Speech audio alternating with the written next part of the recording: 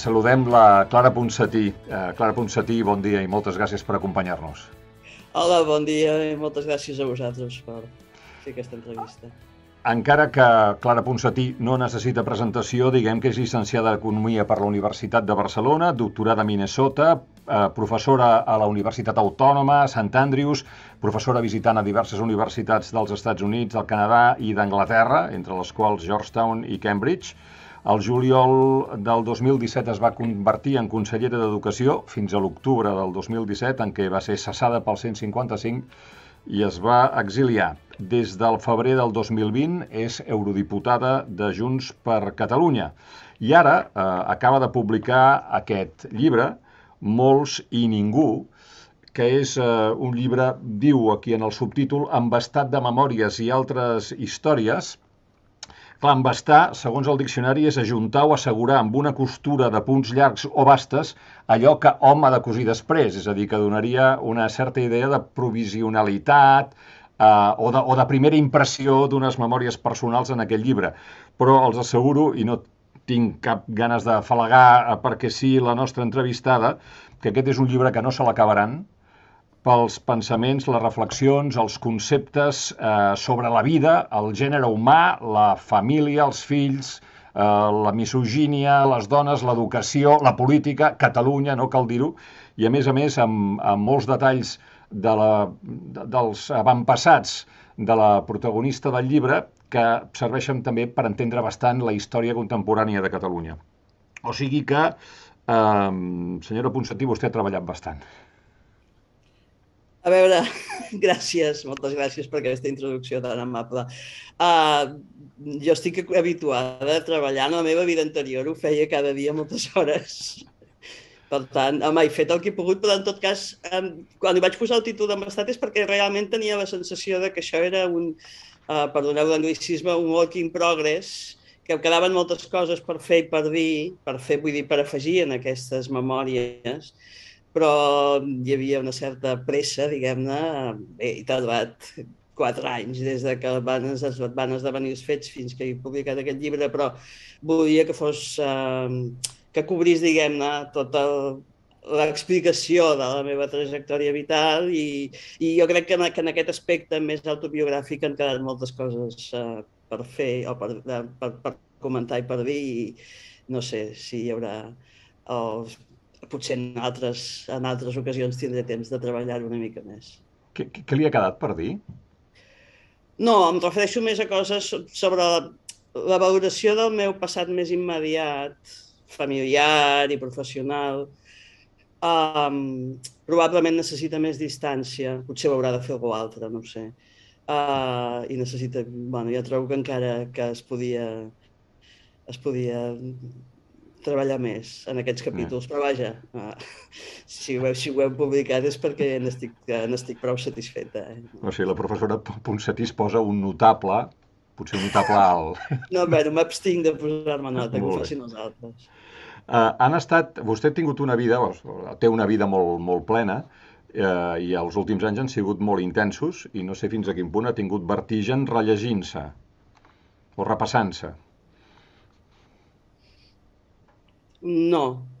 Vertigen, a veure, sí que quan repasso la meva memòria de les setmanes de l'estiu i la tardor del 17, sí que fa una certa sensació de vertigen, tot el que va estar passant. En alguna mesura tinc una sensació de recança per potser no haver estat prou a l'alçada del moment.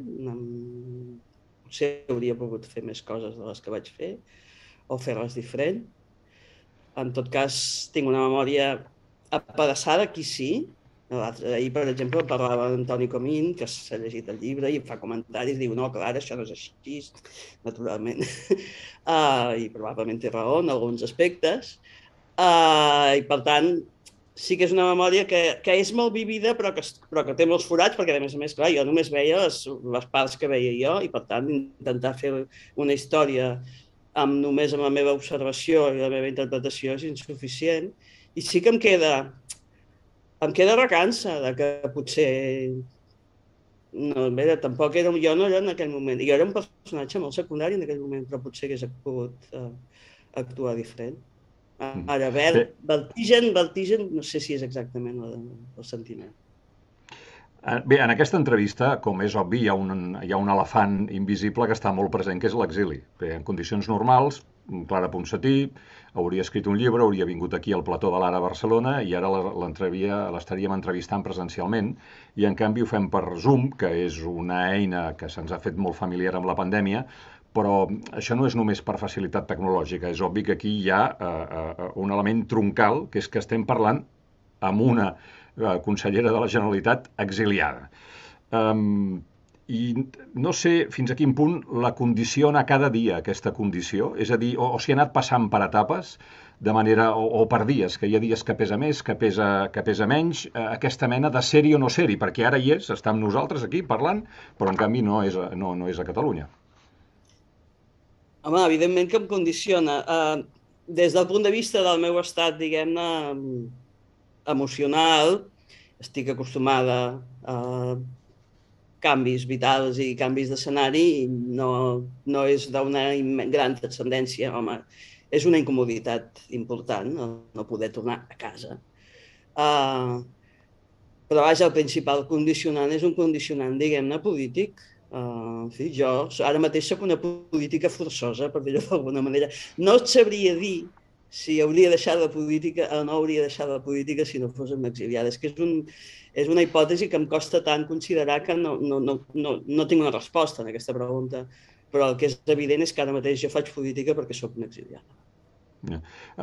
Hi ha una pregunta del qüestionari Proust. Com a entrevistador, un sempre busca bones preguntes i en el qüestionari Proust n'hi ha una trentena i sempre n'hi ha alguna que és útil, no? Hi ha una que m'interessa sempre especialment per entendre com està l'interlocutor que tinc al davant, que és quin és l'estat present del meu esperit. Vostè en el llibre diu, vaig sortir de Barcelona amb molta consciència de derrota, va sortir molt trista.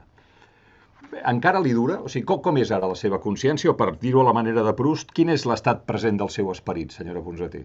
I perdoni que m'hagi posat transcendent. A veure, jo crec que la conclusió del llibre l'explico, l'estat present del meu esperit. O sigui, jo ara estic a l'espera del relleu.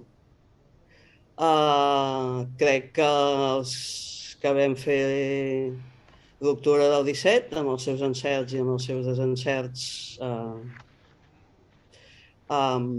difícilment serem protagonistes d'una altra etapa en què Catalunya progressi de forma clara.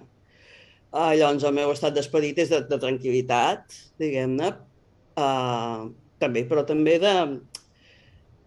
d'incomoditat, de desencís, però al mateix temps, bé, d'expectativa, perquè jo crec que el país és ben viu, malgrat l'apariència, diguem, el tel que li posa la política ara mateix, posa un tel, diguem-ne, que no és gens bonic, però sota hi ha un país que encara és viu i jo tinc esperança de que tornarà a rebrotar. Crec que no serà ràpid i, per tant, també el meu estat d'esperit hauria de ser de paciència i a vegades a mi això em manca. Però vaja, és això. Diu que està a l'espera del relleu. Sí. Com dirien en anglès, pot elaborar una miqueta això del relleu? Bé, crec que la política catalana necessita canvis molt radicals i confio en que se succeeixin. No tinc cap eina ara mateix per fer previsions, però vaja, més enllà de que crec que el país encara és viu. Ja. Vostè diu en el llibre, es fa una pregunta, no? Per què es repeteix la història de Catalunya? És a dir, per què hi ha exiliats, presidents de la Generalitat a l'exili, perquè, o en aquest cas una consellera a l'exili, és a dir, per què hi ha aquestes estrabades de la història que ens deixen més o menys allà on érem. Quina és la seva resposta? Perquè som un país ocupat.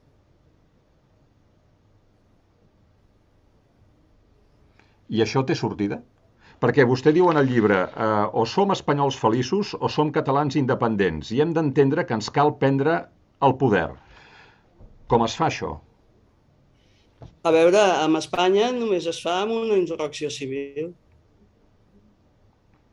I això és el que va mancar a l'octubre del 17. Sí, haver-se quedat als carrers a partir de l'1 d'octubre. Entre altres coses, sí. Encara que la meitat de la població no s'hi hagués quedat? O fins i tot que alguna part d'aquesta meitat s'hi hagués oposat? A veure, hi va haver un referèndum amb una participació altíssima i un resultat molt contundent. Uh, Ara mateix, evidentment, no estic proposant que això sigui una cosa que s'hagi de fer demà, i Déu me'n guardi, com qui tothom ho retalla tot i demà faran el titular que més els agradi.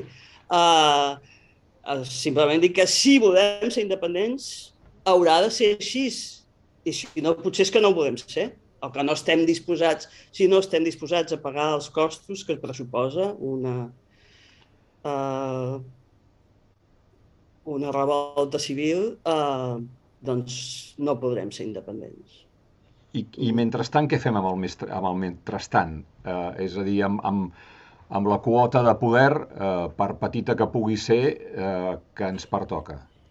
És que jo crec que des de l'independentisme ara mateix l'únic que es pot fer és resistència i confrontació, i com que no s'està fent, la petita quota de poder s'ha convertit només en una quota de submissió que s'està cobrant cada dia els seus peatges, cada dia en paguem un.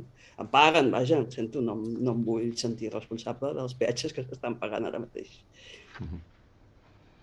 En el llibre es diu Molts i ningú, es titula Molts i ningú, i vostè en certa forma ja ho diu, que això que li va passar a vostè li hauria pogut passar a algú altre. Jo més aviat tinc la impressió que, no sé, a la vida un és com la bola de la ruleta, i la vida és la ruleta que va donant voltes, i hi ha un moment que no saps per què el teu número encaixa en una de les caselles i t'ha tocat. Però el fet que tu estiguessis donant voltes no és casual. Sí. No és casual. Per tant, algun dia sí que es deu haver preguntat per què jo, per què m'ha passat a mi això? A veure, jo crec que és el que he intentat explicar en el llibre, que hi havia altres boles de la ruleta. Hi ha una ruleta que tenia més d'una bola donant voltes, i la que vaig caure en el forat vaig ser jo. Per tant, és evident que jo podia estar totalment fora de joc, no tenir interès en la llibertat de Catalunya. No sé, en aquell moment jo era membre del secretariat nacional de l'ANC, o sigui, que era una persona absolutament fora de joc del moviment independentista, però hi havia moltes altres persones. Potser jo tenia una trajectòria que em feia més visible en aquell moment. Ens vam conèixer a Washington durant l'incident de Georgetown, que es va desencadenar gràcies a la vostra entrevista. Probablement això m'havia posat una mica en alguna mena de parador secundari, però que quan es busquen personatges, doncs jo devia estar visible. Bé, la trucada del dia 24 de juliol, no, 13 de juliol al vespre podien haver succeït i la meva vida hauria continuat diferent, no? O hauria pogut dir que no? Hagués pogut dir que no, sí.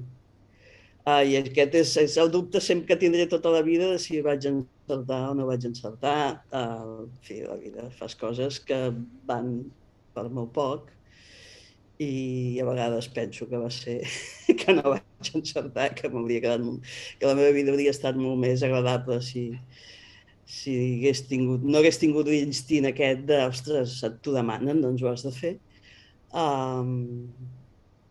Però vaja, per altra part, també dius, no? M'ha ofert grans oportunitats aquest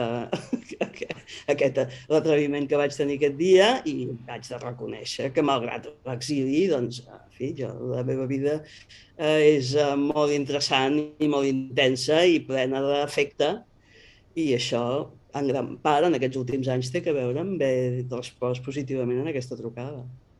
A propòsit d'aquesta trucada del juliol del 17, si la seva vida fos una pel·lícula i vostè fos la protagonista, jo fos un espectador, faria la següent crítica al guió. Vostè li diu a Lluís Llach, en un moment determinat, li fa una pregunta molt clarivident, de dir, escolta, tenim jutges, tenim crèdits, tenim policies, perquè si no això és una broma. Sembla com bastant clar. Bueno, per què no va preguntar tot això abans de dir que sí? Ho vaig preguntar, potser no amb aquests termes, haig de reconèixer-ho, però vaig preguntar. La resposta que se'm va donar en aquell moment, això també ho explico, no? Que en Puigdemont em parlava com si estigués parlant amb la premsa. Doncs va ser molt satisfactòria, però vaig pensar, bé, ja en parlarem una altra estona, sí. Això és una bona pregunta. Per què, malgrat que vaig reconèixer que hi havia coses que em semblava que fallaven seriosament, no vaig deixar-ho estar. Potser perquè... Vostè no ho ha preguntat, però a mi no em fa res, diguem-ne, fer-me a mi mateixa la pregunta, perquè ja m'ho he fet moltes vegades. I, bueno, tampoc tinc una resposta contundent, a això.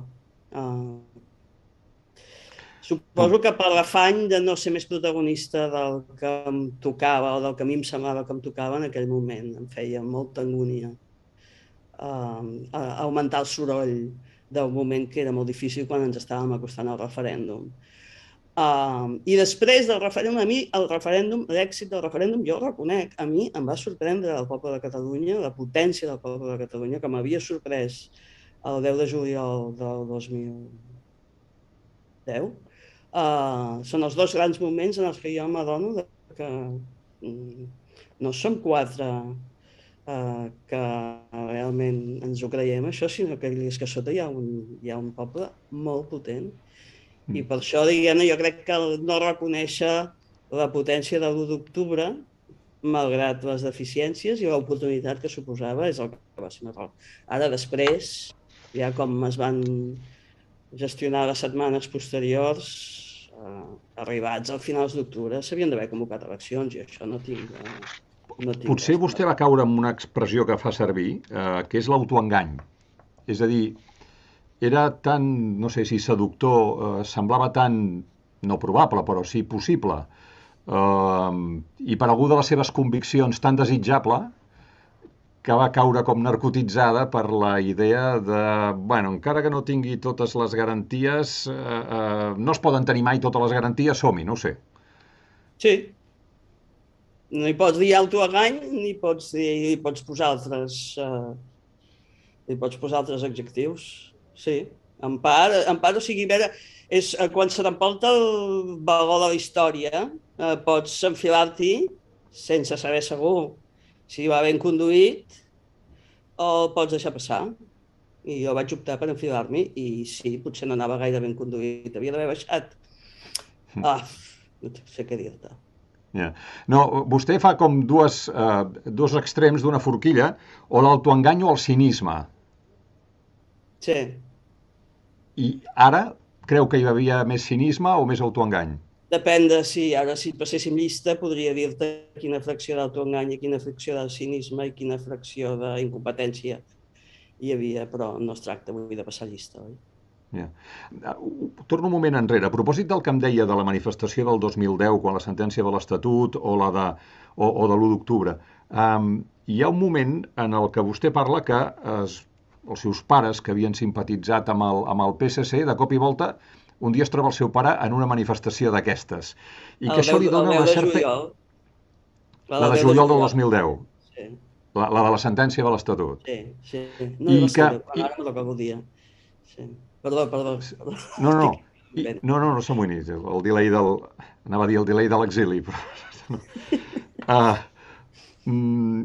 Vostè es troba el seu pare i diu, això em fa veure que hi ha un país a sota, no? Aquest país és molt, no sé si resilient, resistent o totes dues coses alhora, perquè miri que ha rebut i continua sent-hi. Sí. No sé si és una cosa extraordinària o si en la mesura que aquest país que existeix no és capaç de fer el tomb cap a la independència, és que és una voluntat de ser que es viu una miqueta en la intimitat, que deia aquell. Sí, a veure, és innegable que el país hi ha hagut molts moments de la història que ha viscut reclòs, viu però reclòs. I probablement ha sigut la majoria del temps.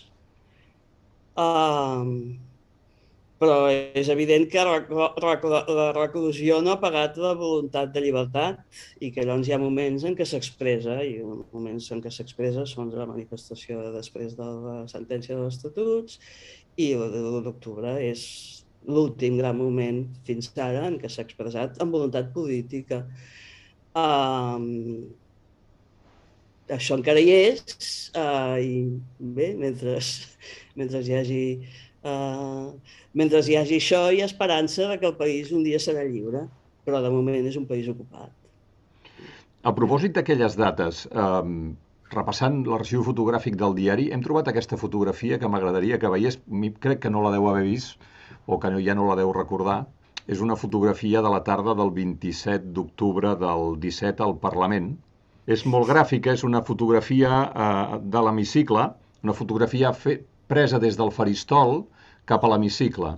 Els diputats ja estan abandonant els seus escons i en aquell semicercle i es fan una abraçada Carles Puigdemont i Toni Comín.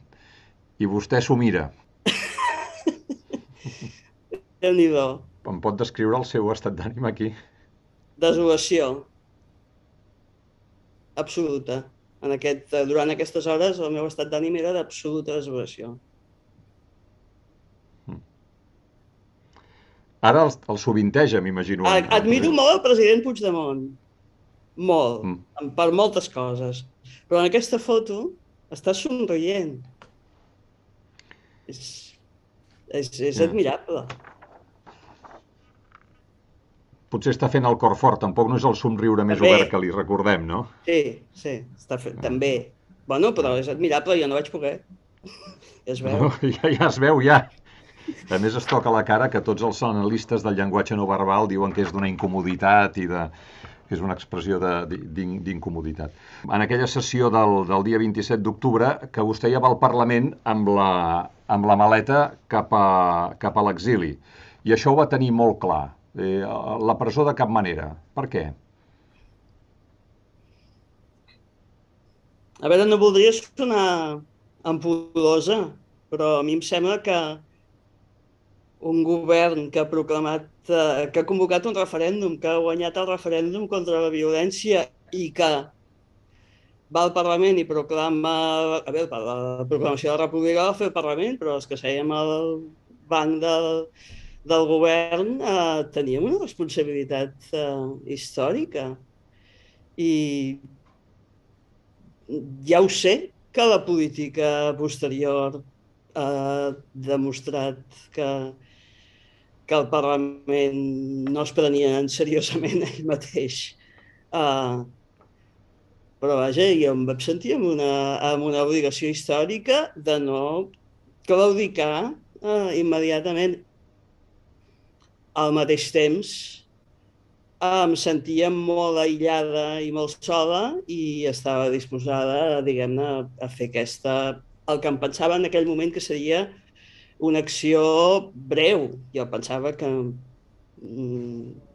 segurament malgrat hi hauria un procés d'extradició, però que aquest procés d'extradició jo el perdria. O sigui, no seria les 24 hores que deien els advocats amb els quals jo parlava, però tenia la hipòtesi de que el procés d'extradició jo el perdria. Però que, si més no, pensava, farà soroll, se'n parlarà i et portaran per força a la presó. No hi aniràs tu, xinutxano. És aquest el plantejament que jo em feia. I bueno, hi havia una espurna d'esperança de que potser ens en sortiríem en un procés d'extradició. Això tampoc ningú em va donar grans expectatives, però bueno, i per això ho vaig fer. Després vaig descobrir, quan jo ja era camí bueno, ja era a França, que hi havia més consellers disposats a fer això mateix i el president. Vostè va ser la primera que em va parlar, la primera que es va aixecar de la reunió i va dir jo me'n vaig a l'exili, i algú al seu costat, Toni Comín, diu ostres, és veritat, o és presó o és exili. No, això no va ser aquell dia, El Toni això ho havia reflexionat abans, I probablement en aquella reunió ell ja ho tenia reflexionat. En tot cas, jo no coneixia els seus plans immediats quan jo vaig marxar. I ara que ja sabem que no han sigut ni 24 hores, ni un mes o 3 mesos, sinó que això ja va a camí dels 4 anys i mig, però al mateix temps que l'exili sempre té un punt atzarós, aquesta decisió de què li està servint? Es canviaria pels que van entrar a la presó i ara es poden moure lliurement per Catalunya? No. No. De què m'ha servit? A veure, no em correspon a mi valorar políticament si la meva actuació des d'aquell dia fins ara ha sigut útil per la llibertat de Catalunya. A mi m'ha servit per mantenir l'autorespecte.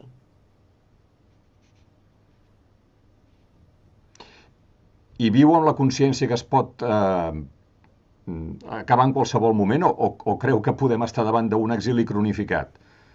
A veure, altra cosa és com enfoco jo la resta dels anys de la meva vida i no els enfoco com un exili permanent, no.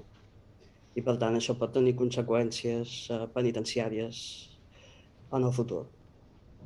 Perquè ara mateix, atesa la situació d'atzucac polític de l'independentisme, la meva contribució des de l'exili crec que tindrà data de caducitat. Parlant d'aquest atzucac, vostè fa... Aviam, haig de dir una cosa. El llibre està escrit, l'Àngels Castells, la diputada en aquell moment de Catalunya en Comú Podem, ha dit d'aquest llibre que està escrit amb absència de convencionalismes, que és una manera molt elegant de dir que vostè és molt directa, és molt clara. A mi m'hi ha semblat veure una franquesa anglosaxona, no?, que s'estila molt en els llibres de memòries que es veuen sovint en els llibres que s'escriuen, per exemple, als Estats Units, i vostè és molt directe. Fins al punt que fa afirmacions del tipus la política a Catalunya no té nivell, ni formació, ni rigor. Esclar que em pregunto, i ara vostè n'és espectadora de primera fila, si Europa, per exemple, és molt millor. És una mica millor, sí. El cas és substancialment millor. A veure, com a mínim, a veure, la gent que es dedica a la política hi ha de tot, I no estic fent una valoració moral. No, estic fent una valoració de competència i d'esforç i de meritocràcia. Sí, home, no sé, compareu els polítics francesos o els polítics alemanys, home, sí, hi ha diferència. Però potser la diferència de la competència... Entre la Merkel i el senyor Macron o el senyor Mélenchon, i podem agafar exemples variats, I el que veiem al Parlament de Catalunya o el Pedro Sánchez, diguem-ne, les patologies aquestes són patologies espanyoles. Estem ocupats i això també afecta els recursos humans que podem dedicar que es dediquen a la política. Hi ha molta diferència, molta. Però en el cas de la política catalana, no serà que aquesta diferència de competència, i permeti'm el joc de paraules, ve de la diferència de competències? És a dir, que quan fa segles que no ets un estat no saps fer política al gran nivell? Sí, cert. I que, diguem-ne, els mecanismes de selecció de personal, que són els de les llistes tancades, que són fruit del pacte de la transició, tenen un efecte dràstic sobre com s'entra a la política i com s'hi sobreviu i com s'hi progressa. Sí. Però el país amb altres dimensions té altíssims nivells d'excel·lència.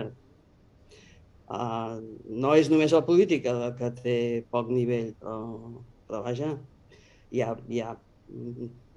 Catalunya és pràcticament una potència científica i de recerca, no diríem, Déu-n'hi-do, i en aspectes industrials i, en fi, podem estar molt orgullosos de l'excel·lència que tenim en algunes dimensions. Per tant, no és un problema de que els catalans tinguem menys capacitats, és un problema de com es seleccionen les elits en uns sectors i els altres. Bé, i probablement també insisteixo, un problema de pràctica política, és a dir, si fa segles que no pots nomenar ambaixadors, no devem ser molt bons en diplomàcia, per exemple. Per exemple, sí. Però jo crec que l'autoexigència i els estàndards com ho diria jo, de raonament i de llenguatge i de comunicació, en fi, són una condició necessària per fer una cosa tan ambiciosa com és la independència.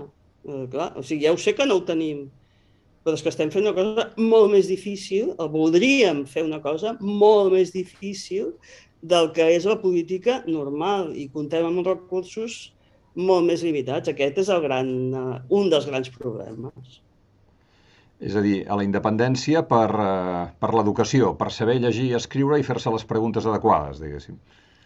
A veure, els que ho posen per d'aquí 40 anys no sóc jo,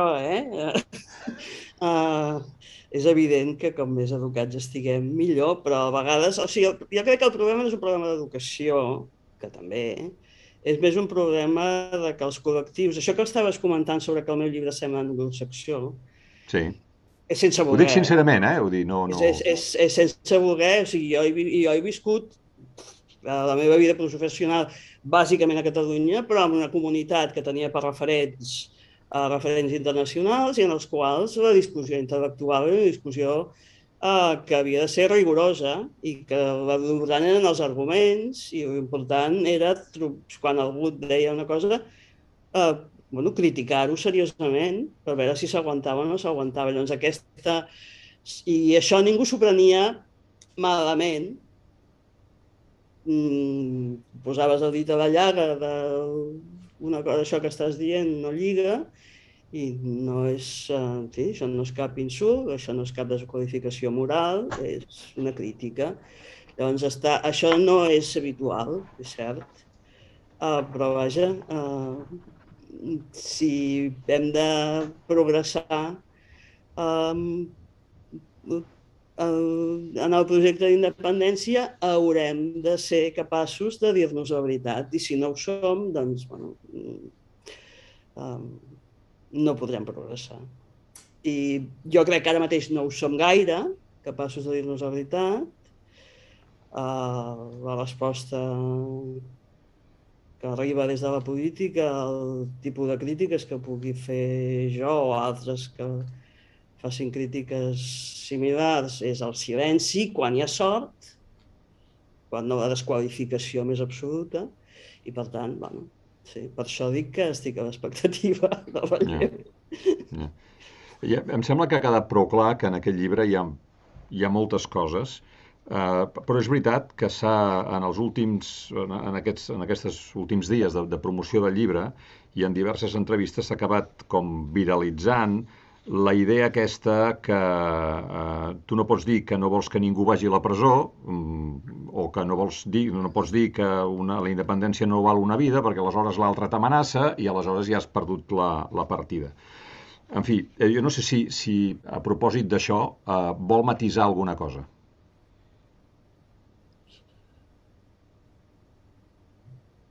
No, em sembla que el que jo he dit és clar, que quan hi ha una amenaça de violència, d'abús de drets humans, de presó i d'exili,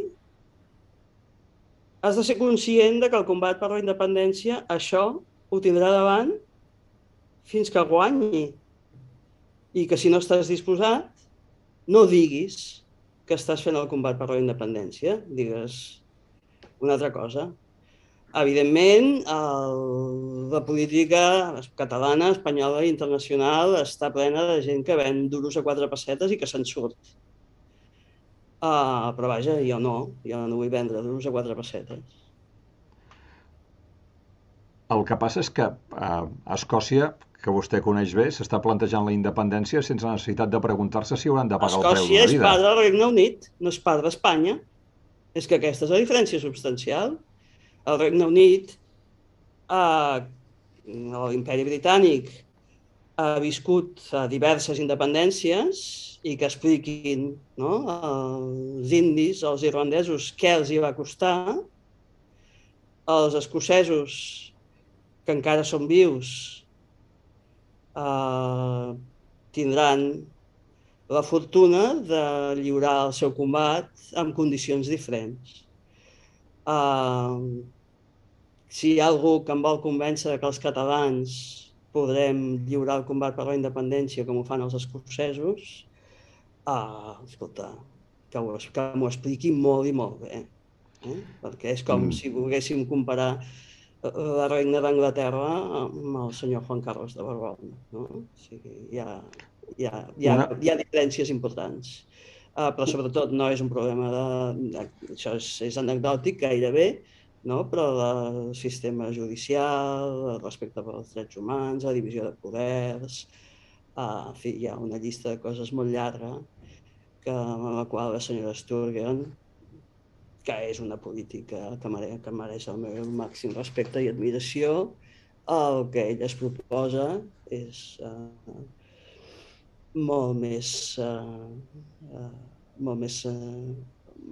fàcil perquè es pot fer en condicions de civilitat i ningú la posarà a la presó, ningú intentarà posar-la a la presó, i en canvi qui es posi al capdavant dels catalans i els hi digui que els portarà a la independència sap que ha de córrer riscos i qui no els vulgui córrer que no s'hi posi. Responent a la seva pregunta de que algú em convenci de com es podria fer això dintre de l'estat espanyol, hi ha una resposta que és doncs, si som el 75%, per exemple. El 75% de què? De gent que vulgui la independència. És que si hi hagués un referèndum acordat, a veure, no m'atreveixo a fer especulacions, però això és la teoria aquesta del botó, no? Si el referèndum fos acordat i no hi hagués violència, i no hi hagués amenaça de violència, la majoria seria aclaparadora. O sigui, quan ens estàs dient quan siguem més, aleshores ja ho farem, ser més sota l'amenaça de violència, què carai vol dir? No vol dir res. Està sota l'amenaça de violència. O sigui, les enquestes, a ningú li agrada prendre decisions amb la pistola al clatell. No? Quan et posen la pistola al clatell i estem amb la pistola al clatell, dius, no, jo no vull. Això és una reacció humana absolutament natural. I, per tant, ara mateix els catalans estem amb l'amenaça de violència d'una forma molt vívida, molt més que no ho havíem estat durant, diguem-ne, els anys de l'oasi autonòmic, que la violència és una cosa més implícita, no? En fi, alguns també la vivien, els que tenien el valor de seguir reclamant la independència ho van viure, però eren pocs, i en el moment que els catalans diuen, així estem en una democràcia, així tenim dret a l'autogovern, així tenim dret a la independència i a l'autodeterminació, no? I quan ens hi posem ens diuen, eps, no, cop de porra, presó, exili. Bé, i llavors, per tant, la resposta ha de ser bé, hi haurà cop de porra, presó i exili. Encara ho volem o ja no ho volem? Per tant, amb la coerció de l'Estat o sota aquesta amenaça més o menys implícita de violència en forma de porra o forma de presó o forma d'exili, l'Estat està aconseguint que ni amb una enquesta s'arribi mai al 75%, perquè molta gent pensa, escolta, jo no vull aquest soroll, jo no vull pagar aquest preu, o el que sigui. Exactament, sí, absolutament. Per tant, si hem d'esperar que a sota l'amenaça de violència hi hagi un 75%, per favor, no, és que no fem, això no és seriós, això no és seriós. Li demano, com que vostè ha estudiat molt de la teoria dels jocs i ha parlat de les negociacions bilaterals i aquestes coses, li proposo que per un moment s'assegui a la taula de diàleg amb Pedro Sánchez. Com la plantejaria? Jo no m'hi asseuria fins que no tingués cartes per negociar. I per tenir cartes per negociar, primer has de fer valdre les teves eines. Les teves eines són la mobilització del poble de Catalunya. I quan això ho has apagat, no tens eines. I per tant, en aquesta taula jo no m'hi asseuria. No m'hi asseuria fins que no vingués el senyor Pedro Sánchez a demanar-me que m'hi asseiés. En donar per bo que nosaltres, els senyors del govern de la Generalitat, demanen al senyor Sánchez que s'assegui. No s'asseu, de peu dret es posa a les escales del Palau de la Generalitat a fer-se fotos, que són les fotos d'un ocupant. Això no és una negociació en la que em puguis treure res més que la submissió. Ja ho estem veient, i cada dia, no és que cada vegada perdem un llençol, és que estem pagant el retrocés. El mentrestant és el mentrestant del retrocés. Fins on arribarà el retrocés?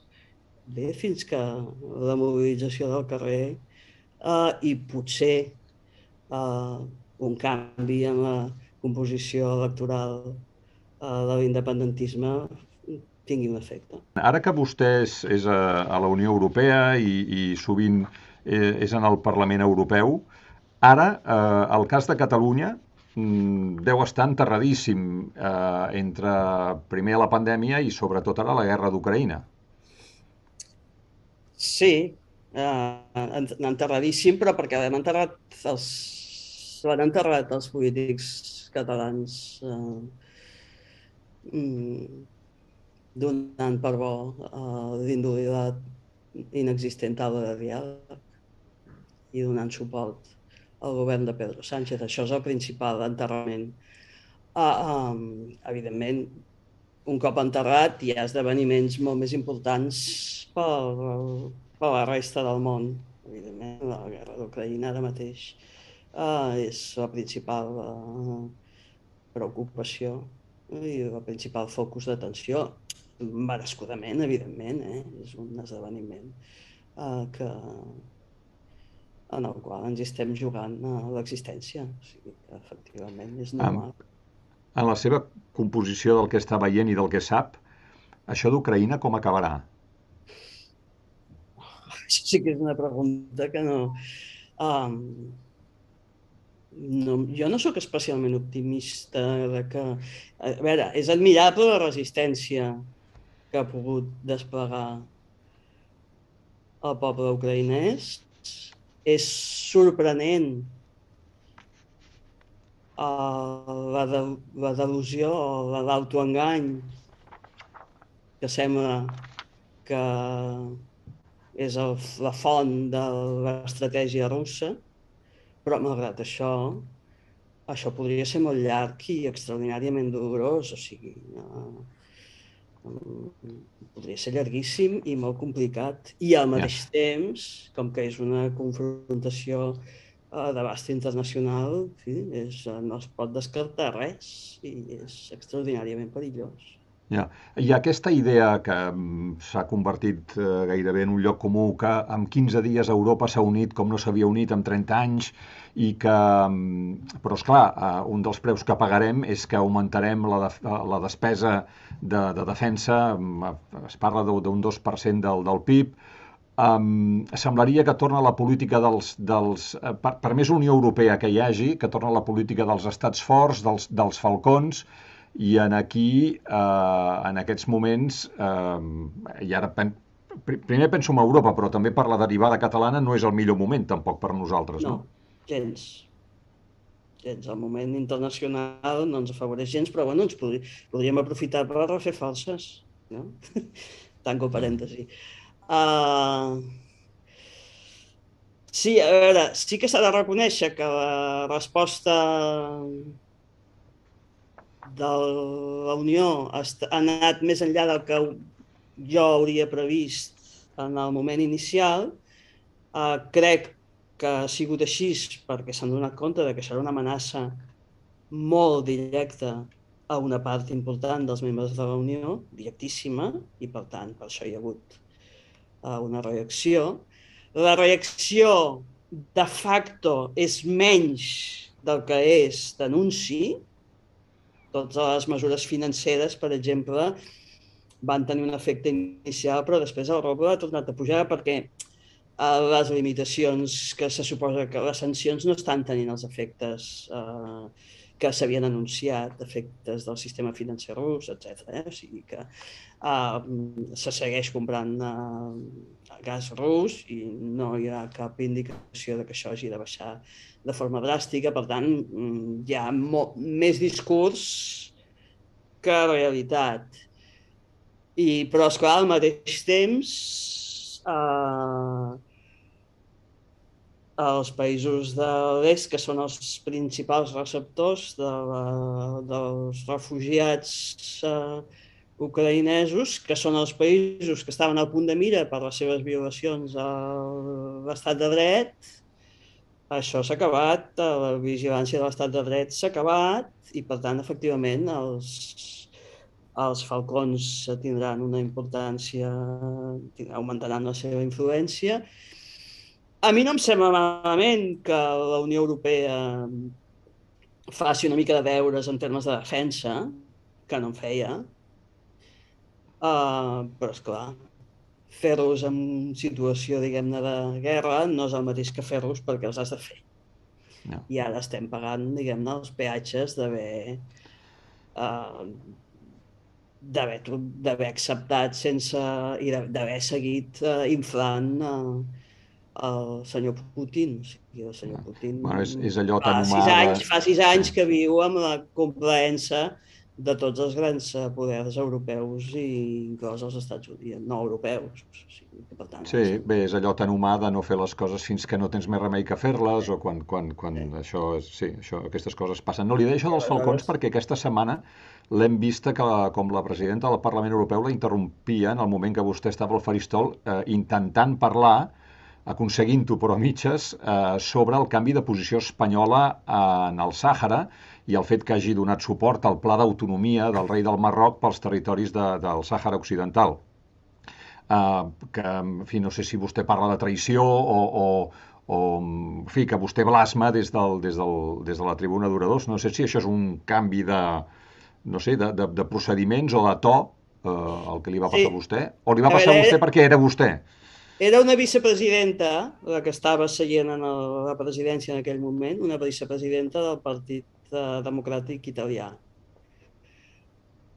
I ho va fer com a reacció als crits i esgarips que feien els eurodiputats espanyols quan em van sentir parlar d'Espanya i del Marroc, mentre tothom estava parlant d'Ucraïna, però el punt d'hora del dia era la reunió del Consell Europeu i, per tant, en les reunions del Consell Europeu, el debat sobre això, i posava explícitament afers exteriors, en fi, la meva intervenció estava totalment dintre del tema de l'hora del dia. Per tant, fer l'argument que jo no estava parlant d'una cosa que no tocava, que és el motiu pel qual la presidenta em va retirar el micro, va ser clarament o un abús o una equivocació. I ho va fer perquè els senyors de la platea del PSOE i potser hi havia algú de Ciudadanos feien uns crits que no se'ls acabaven i aquesta senyora que comparteix partit que té la presidenta del seu grup, és una senyora del PSOE que s'ha destacat moltíssim per fer tots els possibles perquè nosaltres no puguem ni caminar pel passadís, doncs estan sotmesos a moltes pressions a dintre del Partit Socialista Europeu. Per tant, això jo ho interpretaria en aquest context. Ja ho veurem si, en fi, si això és una tendència o ha sigut un cas aïllat. Acabo. Vostè, en el llibre, s'explica com a descendent de forners, farmacèutics, atletes, artistes, sastres i mestres. Hi ha Nemesi Ponsatí, molt conegut en el món de l'atletisme i de l'esport a Catalunya. Hi ha el seu avi matern, el pintor Josep Obiols. Tothom que ha pujat alguna vegada a Montserrat i ha passat pel Cambril de la Mare de Déu ha vist aquestes pintures. I neboda de... Perdó la interrupció, i tothom que ha pensat en l'escola en català ha fet servir el seu cartell un dia i un altre, i un dia i un altre. Del nen que va a l'escola. Sí. I neboda de Raimon Obiols, per cert, que va ser també molts anys eurodiputat. Sí, sí. Que ideològicament són com un ou i una castanya. No, a veure, és evident que no, que ara mateix no estem alineats políticament, però vaja, en fi, la vida és diversa i hi ha gent que pren trajectòries diferents i sí, aquí, políticament hi ha hagut una gran divergència, i és, vaja. Senyora Ponsatí, li agraïm moltíssim que ens hagi atès aquesta entrevista que hem pogut mantenir i ens agradaria pensar que més d'hora que tard la podrem fer presencialment sense més problemes a Catalunya. No sé si vostè s'hi posa algun horitzó temporal. No, encara no. Potser haurà de ser Catalunya entre reixes, ja ho veurem. Ja ho veurem, doncs. Moltes gràcies per haver-nos atès i molt bon dia. Moltes gràcies a vosaltres, molt agraïda. Bon dia.